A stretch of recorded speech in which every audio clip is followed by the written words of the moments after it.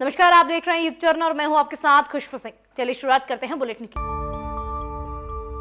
Israel और फिलिस्तीनी आतंकी संगठन हमास के बीच 7 अक्टूबर को शुरू हुए युद्ध की वजह से गाजा के साथ ही आसपास के इलाकों में भी तबाही मची हुई है।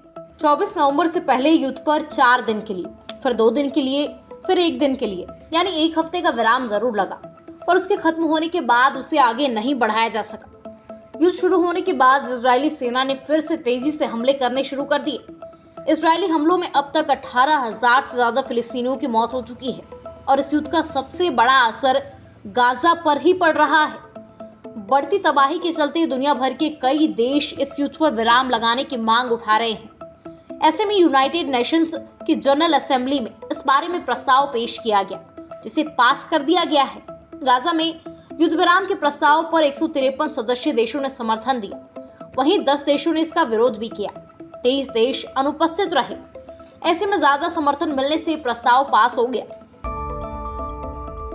टेस्ला ने अपने ह्यूमन-ऑबर्ट रोबोट की एक नई जनरेशन ऑप्टिमस जेन 2 को अनवील किया। यह अपग्रेडेड मॉडल 30% तेज चल सकता है और इससे बेहतर संतुलन भी है। इसका वजन भी 10 किलो कम है। टेस्ला सीईओ एलन मस्क ने रोबोट का वीडियो शेयर किया है। ऑप्टिमस के लिए काफी महत्वपूर्ण प्रगति है, क्योंकि 1 साल पहले तक ये बिना मदद के चल भी नहीं सकता था। रोबोट ऑप्टिमस को पहली बार सितंबर 2022 में पेश किया गया था। ये 5.8 फीट लंबा और करीब 50 किलो वजनी है। इसके ह्यूमनॉइड रूप को इस तरह से डिजाइन किया गया है कि सुपरमार्केट में खरीदारी से लेकर फैक्ट्री प्रोडक्शन लाइनों पर काम करने तक के ह्यूमन टास्क को पूरा कर सके।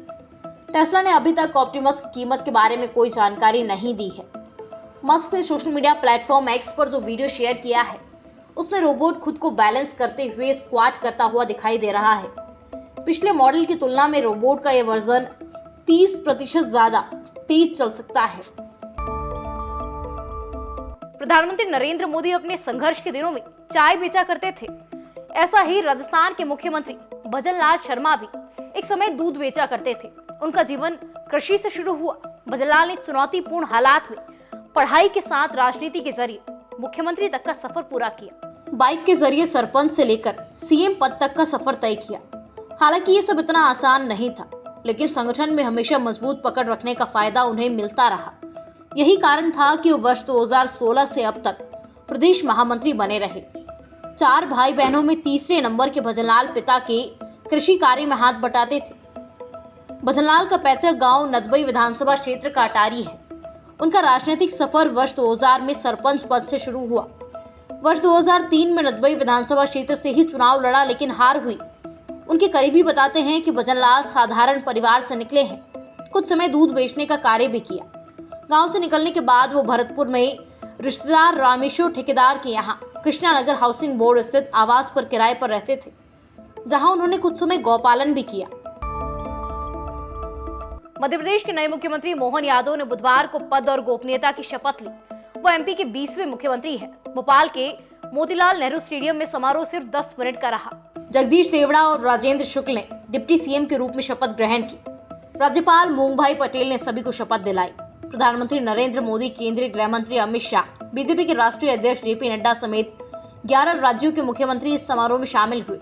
मुख्यमंत्री मोहन यादव महाकाल के दर्शन करने उज्जैन पहुंचे। आज शाम 5 बजे मंत्रालय में बैठक होगी। शपथ लेने से पहले मोहन यादव ने कहा, सभी को साथ लेकर चलूंगा और सुशासन सुनिश्चित करूंगा। शिवराज सिंह चौहान ने कहा, मुझे विश्वास है कि नए मुख्यमंत्री राज्य में समृद्धि, विकास और जन कल्याण को नई ऊंचाइयों पर ले जाएंगे। राष्ट्रीय राजपूत करनी सेना के अध्यक्ष सुखदेव सिंह गोगामेडी हत्याकांड के चश्मदीद और हमले में घायल अजीत सिंह ने मंगलवार रात दम तोड़ दिया है। अजीत गोगामेडी के परिचित थे, जो वारदात के वक्त मिलने आए थे और कमरे में मौजूद थे। बदमाशों ने उनको भी 3 गोलियां मारी थी। अजीत के पिता कैंसर पीड़ित है। उनके बड़े भाई की कम उम्र में ही मौत हो गई थी। परिवार में केवल अजीत सिंह ही कमाने वाले थे। उनके पीछे उनकी पत्नी और 2 बेटियां हैं।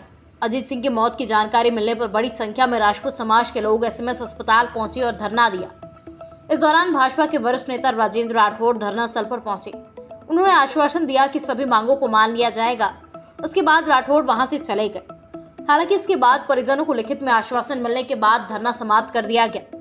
आज मेडिकल बोर्ड से पोस्टमार्टम के बाद अजीत सिंह का शव परिजनों को सौंप दिया जाएगा। पुलिस अब रोहित और नितिन फौजी पर अजीत की हत्या का केस भी दर्ज करेगी। फिलहाल खबरों में इतना ही। आगे खबरों को देखने के लिए सब्सक्राइब कीजिए हमारे चैनल को।